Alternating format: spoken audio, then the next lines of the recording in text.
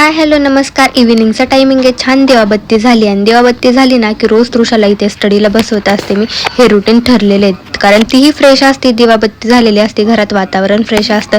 किचनमध्ये आपलं देवघर आहे तिथेही दिवाबत्ती झालेली. किचनवरती दिवा लावायची मला सवय, दिवा लावून घेतला आणि खरवस यांच्या मला बनवायचं. यांच्या मित्रांनी ना चीक आणून दिलेला, गाईचा चीक. तर मला ते बनवता येत नाही पण खरवस इतका आवडतो ना मला, सगळ्यात फेवरेट माझा खरवस आहे.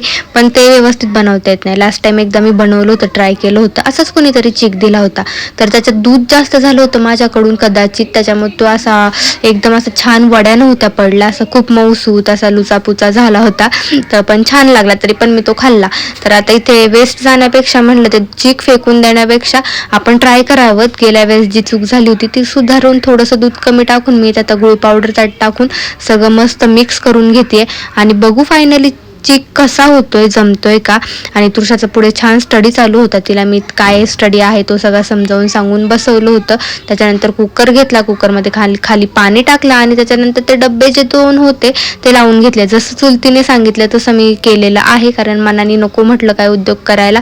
आणि त्याच्यानंतर पाहता तुम्ही इथेच खरवस इतका छान झालेला आहे. फायनली मला तो जमलेला आहे. चलो बाय बाय.